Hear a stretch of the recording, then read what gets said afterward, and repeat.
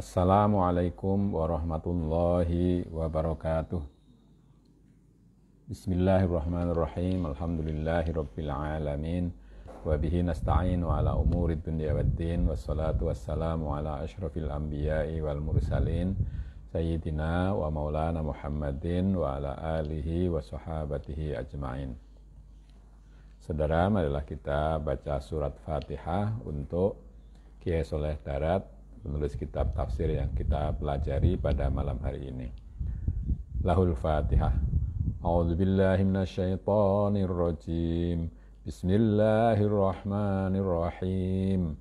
Alhamdulillahi rabbil alamin. Ar-Rahmanir-Rahim. Maliki yaumiddin. Iyyaka na'budu wa iyyaka nasta'in. Ihdinas siratal mustaqim. Siratal ladzina an'amta 'alaihim ghairil maghdubi 'alaihim waladdallin. Amin. Saudara, kita kemarin terakhir membaca kelahiran Nabi Samuel ya. Kelahiran Nabi Samuel di tengah-tengah kesusahan yang menimpa Bani Israel. Lalu sekarang kita lanjutkan. Tapi ini kok jadi hilang.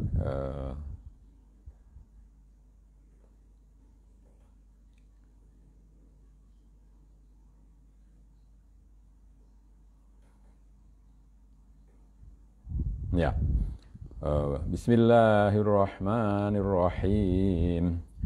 Mongko tatkalane wis gedhe, mongko nuli den pasrahaken marang guru ingkang muruk iya kitab Taurat ana ing dalem Baitul Muqaddas atau Baitul Maqdis, lan ana syekh ingkang muruk. Waduh, ini kok hilang lagi.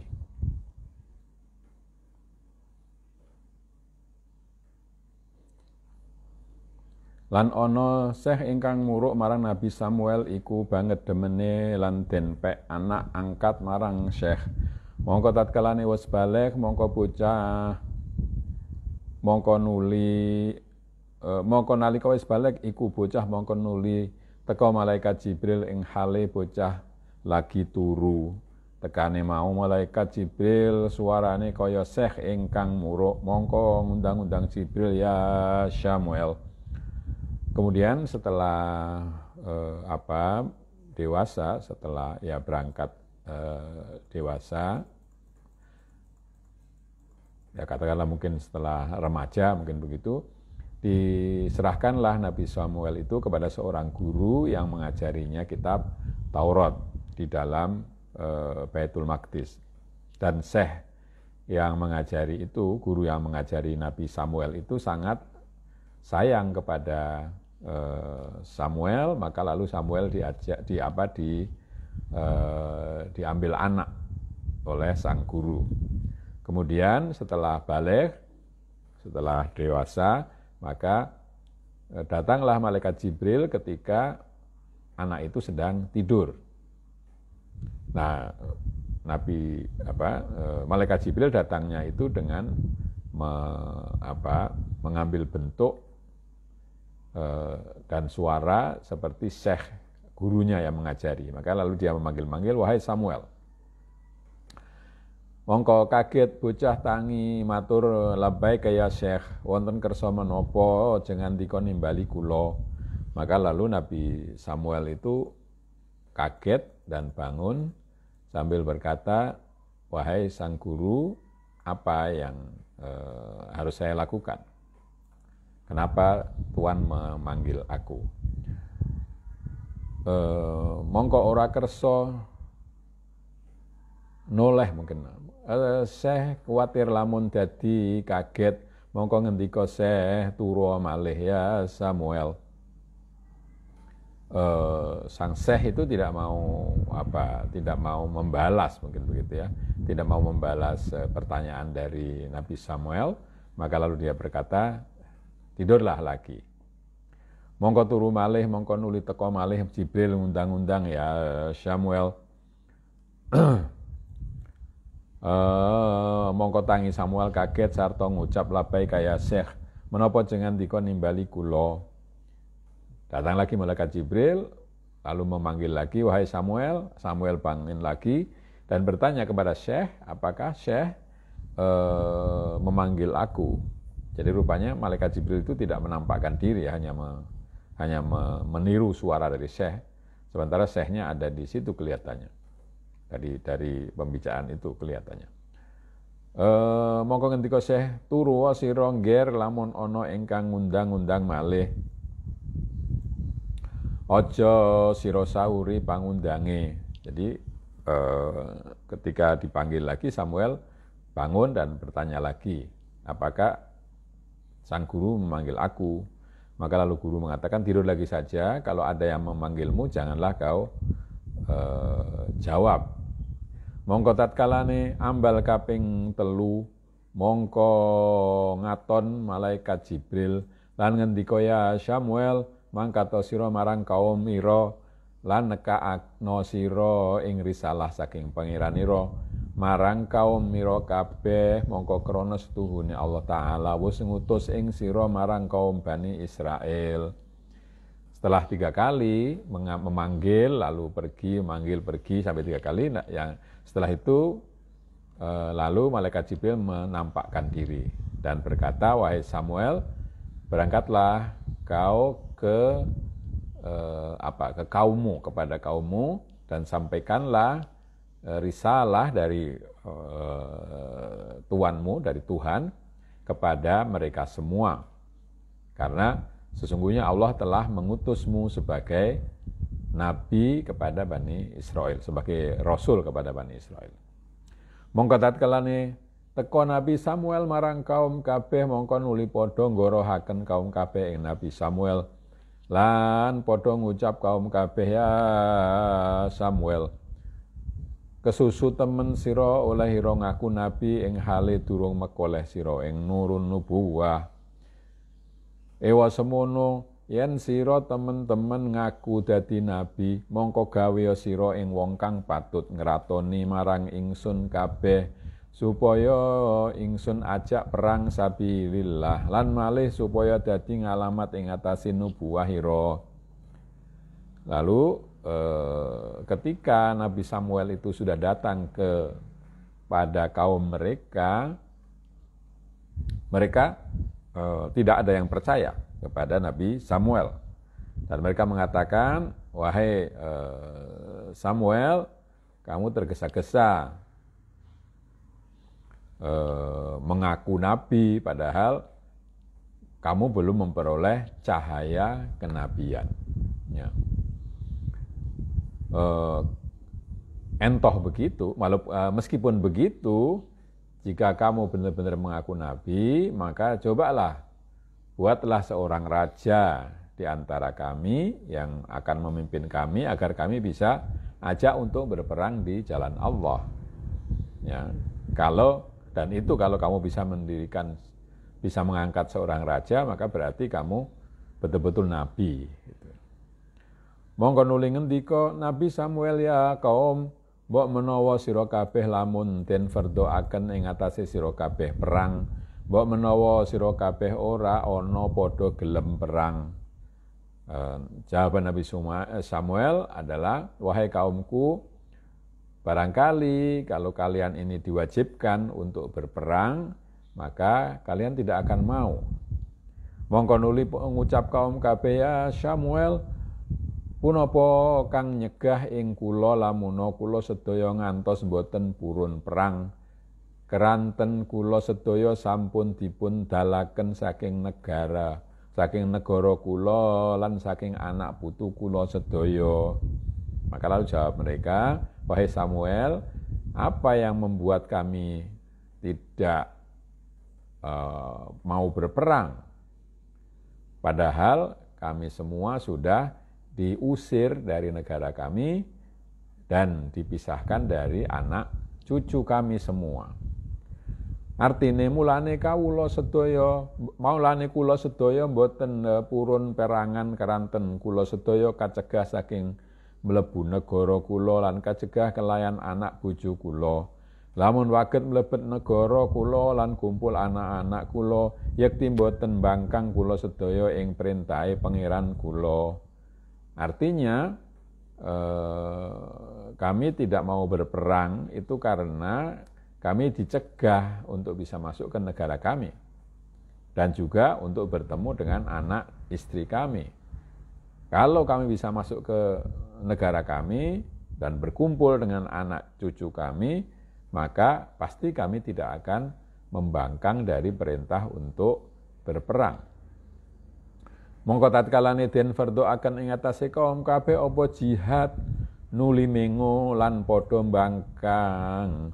Ora ana padha gelem miturut ing angin kedhik lan iya iku wong kang ngliwati bengawan ingkang bareng-bareng kelayan Tolut.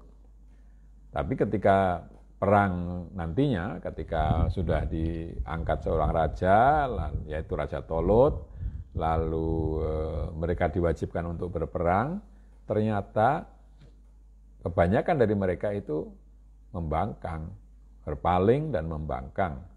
Dan tidak ada yang mau ikut berperang kecuali sedikit saja, yaitu mereka yang bisa melewati sungai bersama-sama dengan raja mereka, yaitu Tolut.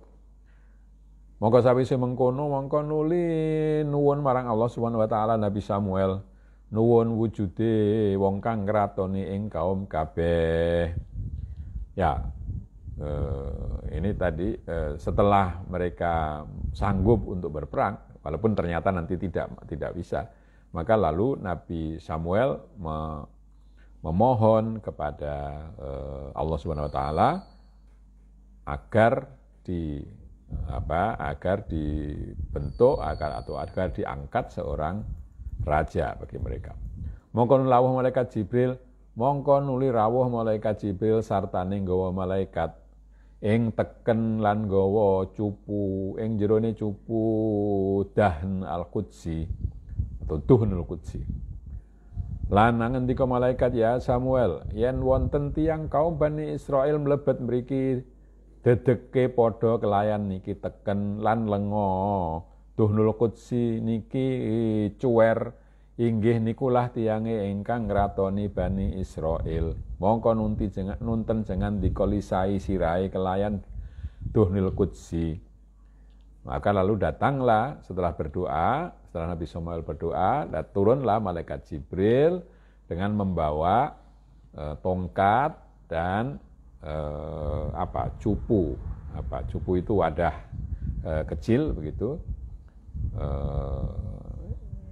Ya gampangannya kalau sekarang ya mungkin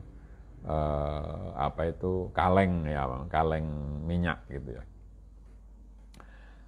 Di dalamnya terdapat minyak qudsi, minyak yang suci, minyak suci dalam bentuk pekat, dalam bentuk beku.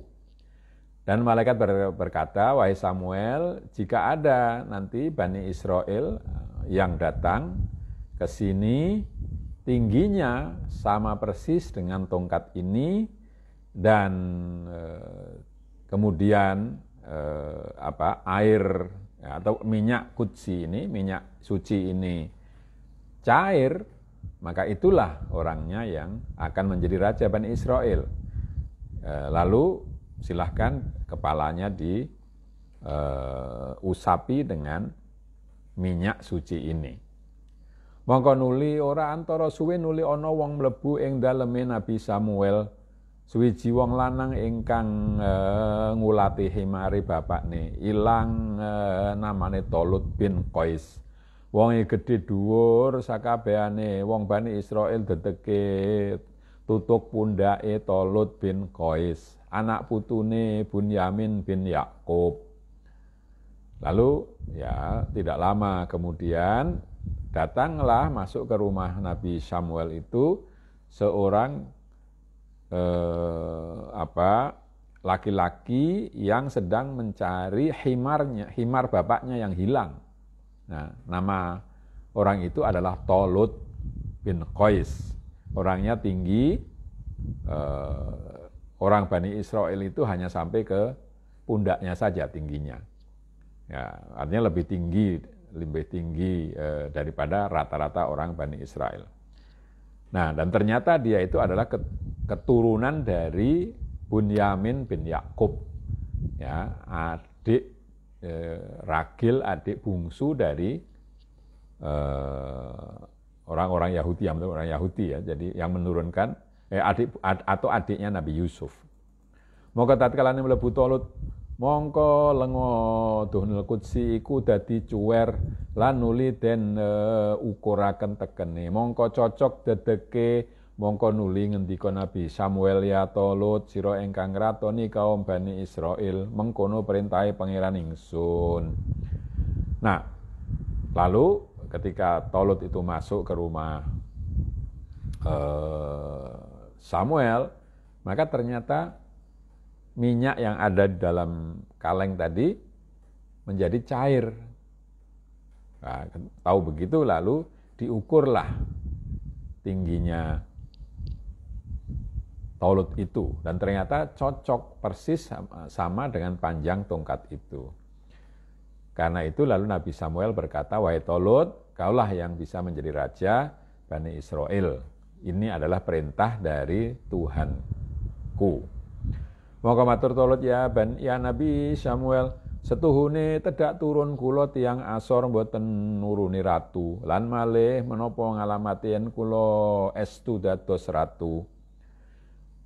Talut berkata, Nabi Samuel, sesungguhnya saya ini bukan keturunan, saya ini keturunan orang rendah, gitu, orang rendahan, bukan keturunan raja.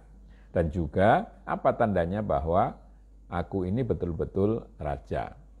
Moko ngendika Nabi Samuel, iya mangkono ngalamate yen sira kang dadi ratu mangkono sira yen mulih himarira wis tinemu ana ing omahira. Kata Nabi Samuel, ya memang kamulah yang patut menjadi raja.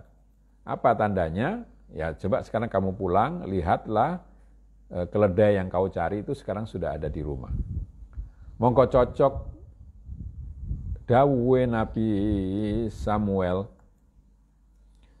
mongko nuli ngendika Nabi Samuel, ya kaum Bani Israel, weruh sira setuhune Allah Subhanahu wa taala wis andadekaken Talut ngratoni marang sira kabeh. Dan ternyata betul, ketika dia pulang, ketika Talut pulang, himar atau keledai itu sudah ada di rumahnya. Maka lalu Nabi Samuel berkata, wahai Bani Israel, ketahuilah bahwa Allah Subhanahu wa taala telah menjadikan Talut sebagai raja atas kalian semua.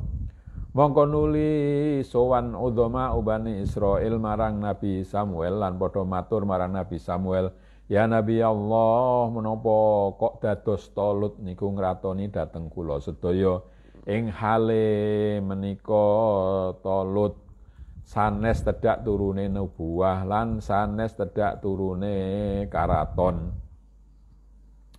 Lalu para pemimpin Bani Israel menghadap kepada Nabi Samuel dan berkata dan bertanya kepada Nabi Samuel, wahai Nabi Allah, kenapa yang menjadi raja adalah Talut atas kami semua, padahal Talut itu bukan keturunan raja, bukan pula keturunan nabi. Ya, bukan keturunan nabi, bukan pula keturunan raja. Ing hale jengan dika uninga setuhune tedak nubuwah niku saking lare Bani Yakub sallallahu alaihi salam lan tedak kraton niku saking Yahudi bin Yakub. Ing hale niki Talut sanes tedak tiang kalih wau. Padahal Tuhan tahu bahwa keturunan Nabi itu berasal dari anak cucunya Nabi Yakub. Nah, harus berasal dari Bani Yakub. Dan yang menjadi raja itu harus keturunan dari Dan Tolut ini bukan keturunan dan yang menjadi raja adalah keturunan dari Yahud, ya. Nah, Yahudi bin Yakub, ya, di anak pertama Yahuda, saya kira Yahuda bin Yakub itu anak pertama dari Nabi Yakub. Padahal Tolut ini bukan keturunan Bani Yakub, bukan pula keturunan Yahuda. Mongko ngendika Nabi Samuel, innallaha astafahu alaikum wa zadahu bastatan fil ilmi wal jism wallahu yu'ti mulkahu may yasha wallahu wasi'un alim. Maka jawaban Nabi Samuel adalah sesungguhnya Allah telah memilihnya untuk menjadi raja di atas kalian semua, dan Allah telah melebihkannya dalam ilmu atas kalian, ya. Dan jadi Tolut itu telah dijadikan lebih atas kalian baik dari segi ilmu maupun dari segi badannya. Allah memberikan kerajaannya kepada siapapun yang dikehendakinya. Allah itu maha luas lagi maha tahu. Makna al-isyari. Setuhune kaum kabeh tatkalane padha ndzahiraken barang kang ora cocok ing dalem atine, mongko nyoba Allah Subhanahu wa taala kelawan coba kang agung. Ya, sesungguhnya mana isyarinya, sesungguhnya kalau ada satu kaum, kelompok orang yang menampakkan apa yang tidak cocok dengan hatinya, maka Allah akan mencobai mereka dengan cobaan yang besar, yang agung. Nalikane teka coba mongko nyoto ingkang mulya lan nyoto ingkang ina. Nalikane iku padha ngucap kaum kabeh idqalu lin nabiyyi lahum ib'ats lana malikan nuqatil fi sabilillah qala hal asaitum in kutiba alaikumul qitalu alla tuqatilu.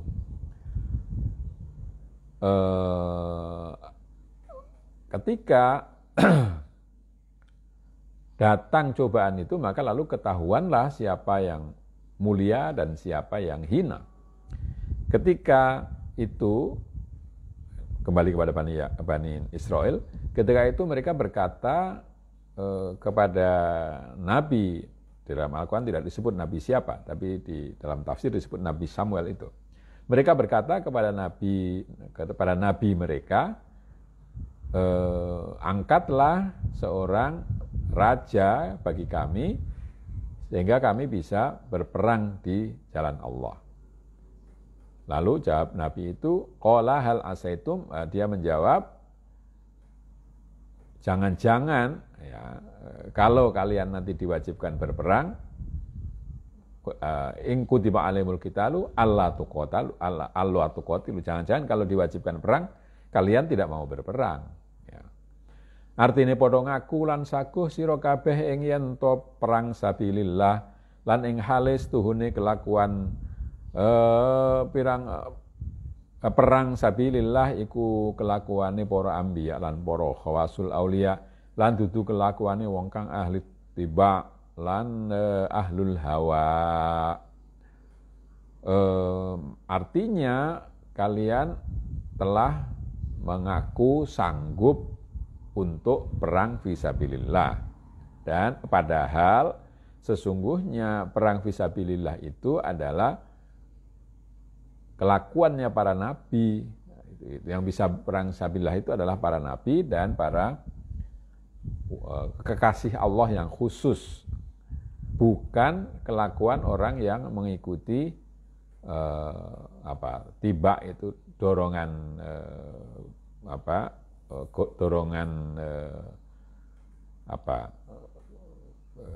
naluri, mungkin begitu ya, dorongan naluri, dan bukan orang ahli hawa nafsu, orang yang mengikuti hawa nafsu.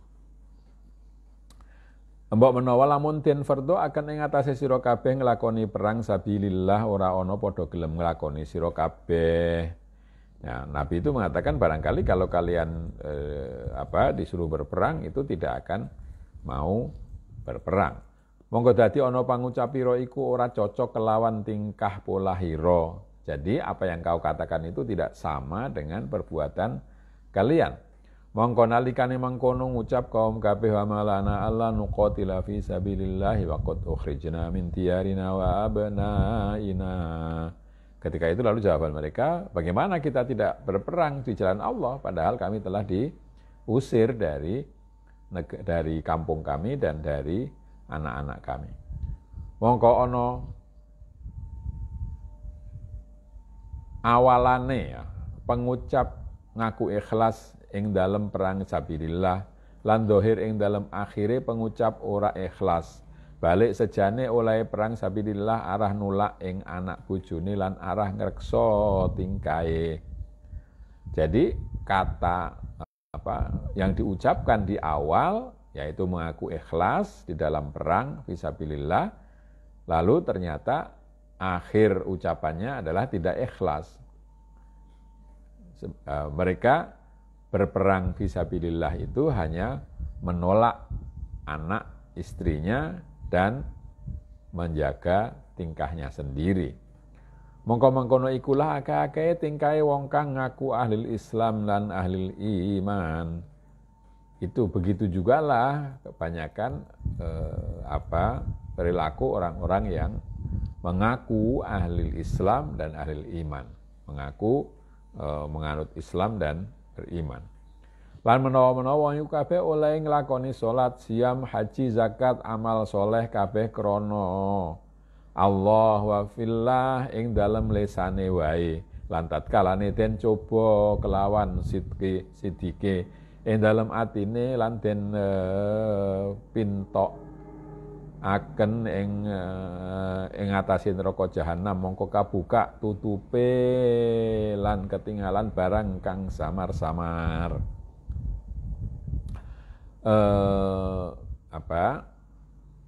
Begitulah kebanyakan orang yang ahli Islam dan iman. Barangkali kalau mereka itu menjalankan sholat, puasa, haji, zakat, beramal soleh dan semuanya itu katanya, diucapkannya itu lillah, ya, karena Allah dan di dalam jalan Allah. Tapi ketika dicoba dengan kebenaran hatinya serta dihadapkan kepada neraka jahanam, barulah terbuka tutupnya dan kelihatan apa yang samar-samar di dalam hatinya. Maka nalika ana ing dalem mizanul a'mal mongko nyoto ngamal ingkang lillah lan nyoto amal ingkang lil hawa. Jadi ketika ditimbang perbuatannya lalu kelihatanlah perbuatan yang demi Allah dan perbuatan yang demi hawa nafsu. Mongko nuliten dawuhi ing dalem nalika iku innahu atharul hayatad dunya fa innal jahima hiyal ma'wa. Nanti di akhirat ketika ditimbang ternyata mereka beramal itu bukan karena Allah, lalu itu tadi atharul hayat, ternyata mereka memilih kehidupan dunia, maka neraka jahimlah yang akan menjadi tempat tinggalnya atau tinggal mereka. Lan sewijine wa amma man khaufa maqama rabbih wa nahan nafsa 'anil hawa fa innal jannata hiyal ma'wa. Di tempat lain di sebaliknya adapun orang yang takut kepada Tuhannya, kepada kedudukan Tuhannya serta mencegah nafsu dari hawa, maka surgalah yang akan menjadi tempat tinggalnya. Falamma kutiba alaihimul qital mongko tatkalane den perintahi qital mongko nyoto batale wong ahli ahwa lan ireng raine lan putih raine wong kang ahlul maani. Falamma kutiba alaihimul qital, ketika dicoba dengan diwajibkan perang, maka kelihatanlah rusaknya orang yang ahlul ahwa atau tidak benarnya orang yang mengikuti hawa nafsu, maka mukanya menjadi hitam, sementara orang yang ahlul ma'ani, orang yang tidak mengikuti nafsu tapi mengikuti makna atau mengikuti perintah yang benar, mukanya putih. Illa qalilan ora syak malih setuhune wong ahlul haq ing dalem saben-saben zaman iku qalil lan langka wujude. Wallahu alimum bidzalimin. Yang tidak begitu, yang tidak membangkang itu hanya sedikit. Tidak diragukan lagi bahwa orang yang ahlul haq, orang yang mengikuti kebenaran, di dalam setiap waktu itu jumlahnya memang hanya sedikit dan langka, ya tidak banyak. Wallahu alimu bidzalimin. Allah Maha tahu terhadap orang-orang yang zalim. Mongko sawuse tetepi Talut dadi ratu, mongko nyeritakaken Allah Subhanahu wa taala ing pangandikane Nabi Samuel wa qala lahum nabiyuhum innallaha qad ba'atha lakum Taluta malika qalu anna yakunu lahul mulku alaina wa nahnu ahaqqu bil mulki minhu wa lam yu'ta sa'atan minal mal qala innallaha astafahu alaikum wa zadahu bastatan fil ilmi wal jism wallahu yu'ti mulkahu may yasha wallahu wasi'un alim. Setelah menetapkan Talut sebagai raja, maka Allah menceritakan ucapan Nabi Samuel, ya, pada ayat yang sudah saya bacakan tadi. Lan andika Nabi Samuel marang kaum kabeh setuhune Allah iku teman-teman wis putus krana sira kabeh ing mungkin wis ngutus krana wis putus krana sira kabeh ing Talut bin Qais hale den dadekaken ngratoni marang sira kabeh. Ngutus tadi, benar ngutus. Nabi Samuel berkata kepada Bani Israel bahwa Allah betul-betul telah mengutus untuk kalian semua Talut bin Qais menjadi raja atas kalian semua. Mongko padha matur kaum kabeh marang Nabi Samuel, kados pundi kok dados wonten Talut niku ngratoni dhateng kula sedaya lan ing hale kula sedaya langkung hak kelawan ngratoni tinimbang Talut. Keranten Talut niku sanes tedhak turune kraton, sanes tedhak turune nubuwah. Maka mereka bertanya kepada Nabi Samuel, bagaimana Talut kok bisa menjadi raja atas kami semua, padahal kami semua lebih berhak untuk menjadi raja daripada Talut. Karena Talut itu bukan keturunan Nabi, juga bukan keturunan raja. Bukan keturunan raja dan bukan pula keturunan Nabi. Ing hale ana iku Talut tukang samak utawa tukang angon wedhus. Padahal Talut itu adalah pekerjaannya itu membersihkan kulit binatang, ya, tukang samak, ya, membersihkan kulit binatang atau penggembala domba. Lan malestuhune niku Talut boten keparingan kajembaran saking arta ingkang supados kenging kadamel mitulungi ing ngatasi jumeneng kraton. Demikian pula Talut itu tidak mempunyai harta yang longgar sehingga bisa menjadi bekal untuk menjadi raja. Monggo nuli ngendika Nabi Samuel marang kaum kabeh setuhune Allah Subhanahu wa taala iku wis milih ing Talut kuat dadi ratu ngratoni ing atase sira kabeh lan paring kacek Allah Subhanahu wa taala ing Talut ing dalem kajembarane, ing dalem ngelmune lan ing dalem jisime. Jawaban Nabi Samuel kepada kaum semua adalah bahwa Allah Subhanahu wa taala telah memilih Talut dan dia akan kuat menjadi raja. Menjadi raja atas kalian semua. Dan Allah telah melebihkan Talut itu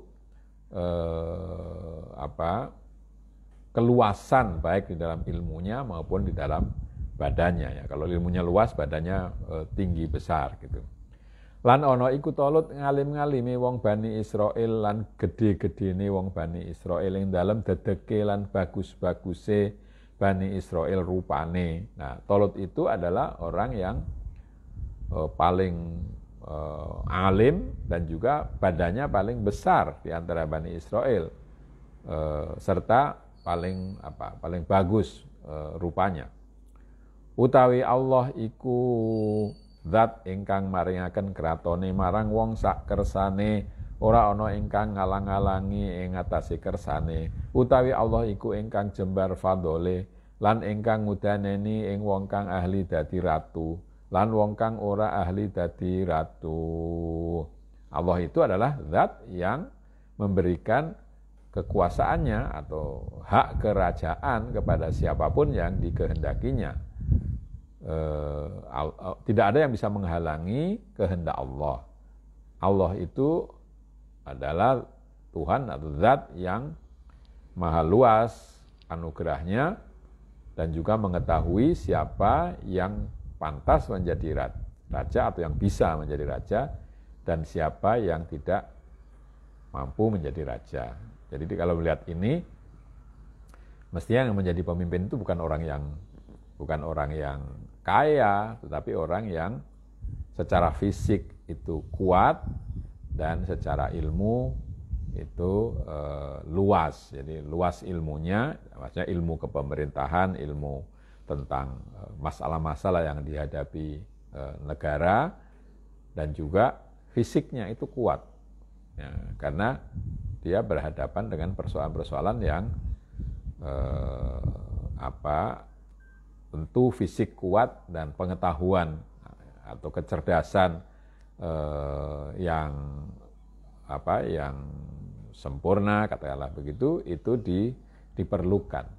Ya, kalau tidak, wawasannya tidak luas, ilmunya tidak banyak, maka lalu akan kesulitan di dalam menghadapi persoalan-persoalan yang menimpa atau yang harus dipecahkan bagi negaranya atau bangsanya.